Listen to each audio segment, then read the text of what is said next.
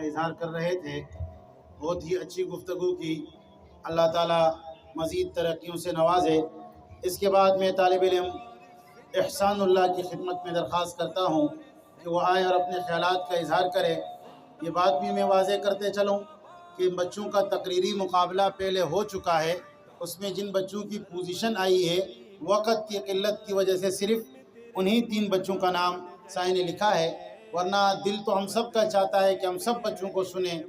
ہر ایک چاہتا ہے کہ میں اپنے بچے کی تقریر سنوں، اپنے بھتیجے یا اپنے رشتہ دار بچے کی تقریر سنوں، لیکن سائیں سے ابھی میں نے پوچھا تو سائیں نے کہا تقریری مقابلہ پہلے کروا چکے ہیں، کیونکہ ٹائم بہت کم ہوتا ہے، تقریری مقابلے میں بڑا لمبا وقت لگتا ہے، پھر مہمان آتے ہیں، ان کے بیانات ہوتے ہیں تو جلسہ بہت لمبا ہو جاتا ہے، جس سے لوگ اکتا جاتے ہیں۔ تو ماشاءاللہ تقریری مقابلہ پہلے ہو چکا ہے، جن 3 طلباء نے پوزیشن لی ہے ان میں سے یہ دوسرے نمبر کا طالب علم ہے، 2 پوزیشن لینے والا احسان اللہ، وہ آئے اور اپنی تقریر کا آپ کے سامنے پیش کریں۔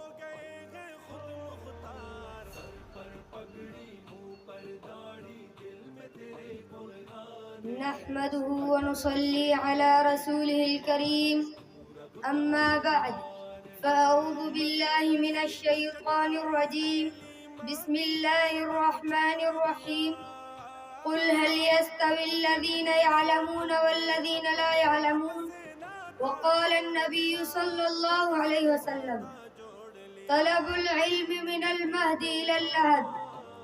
أو كما قال صلى الله عليه وسلم۔ شاعر کہتا ہے ہر طرف تیرغی تھی نہ تھی روشنی،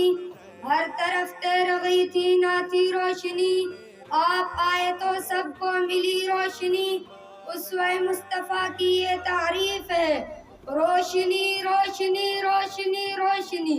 خلقت اولین خاتم المرسلین، آپ پہلی کرن آخری روشنی، ایک امی لقب کا یہ اعجاز ہے، آدمی کو ملی علم کی روشنی۔ محترم صدر جلسہ و معزز سامعین، السلام علیکم ورحمۃ اللہ وبرکاتہ۔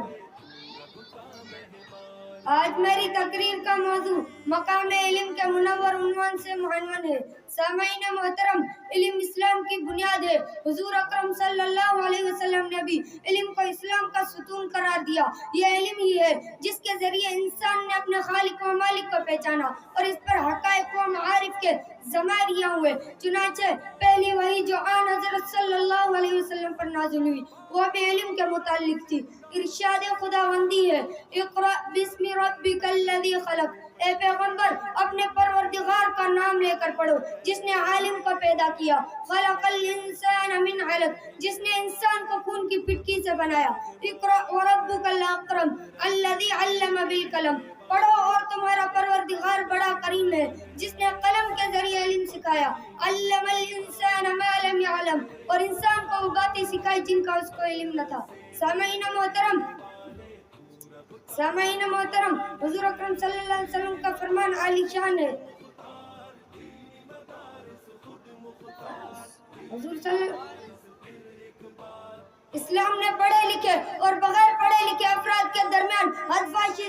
فاصل کھینچی ہے۔ اسلام علم رکھنے والے افراد کو خصوصی اہمیت دیتا ہے اور عالموں کے درجات کو بلند کرتا ہے۔ چنانچہ ارشاد خداوندی ہے قل هل يستوي الذين يعلمون والذين لا يعلمون، کہو بھلا جو لوگ علم رکھتے ہیں اور جو نہیں رکھتے برابر ہو سکتے ہیں؟ بلکہ میں تو کہتا ہوں عبداللہ بن مسعود میں علم آیا تو وہ افقہ الناس بن گئے، ابی بن کعب میں علم آیا تو وہ اکرم الناس بن گئے، عبداللہ بن عباس میں علم آیا تو امام المحدثین بن گئے، علامہ گنگوئی میں علم آیا تو وہ فقیہ الامہ بن گئے، سیدنا نور شاہ کشمیری میں علم آیا تو امام العصر بن گئے، حضرت مدنی میں علم آیا تو وہ شیخ العرب و عجب بن گئے، حضرت تھانوی میں علم آیا تو وہ حکیم الامت بن گئے، مولانا سلیم اللہ خان زیدہ مجدہ میں علم آیا تو وہ شیخ الحدیث بن گئے۔ الغرض علم جس کے اندر آتا گیا وہ چمکتا دھمکتا مہکتا گیا۔ ایک اللہ والے کا مقولہ ہے جس آدمی میں علم نہیں وہ آدمی نہیں جانور ہے، اور جس گھر میں علم والا نہیں وہ گھر نہیں جانوروں کا ڈربہ ہے، اور جس ملک میں علم کا رواج نہیں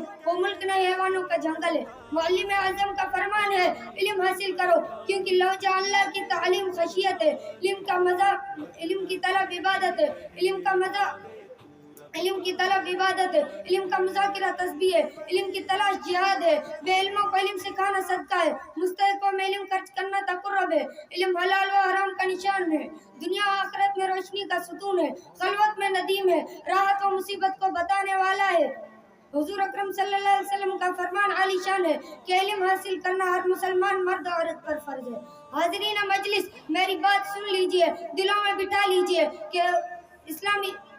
علم کے بغیر اسلامی دنیا کی قیادت اور مسلم ممالک کی نظامت، خلفائے راشدین کے طرز پر سیاست، عدل و انصاف کا قیام، قرآنی نظام کا قیام مشکل ہی نہیں بلکہ ناممکن ہے۔ شاعر کہتا ہے، سعادت سیادت عبادت ہے علم، بصیرت ہے دولت ہے طاقت ہے علم، بے شبہ جو علم کی دولت سے ہے خالی، کہنے کو بشر ہے بشریت سے ہے خالی، لازم ہے کہ علم کے ساتھ ہو عمل بھی، سرسبز جو اشجار ہیں وہ رکھتے ہیں پھل بھی، وما علینا الا البلاغ المبین۔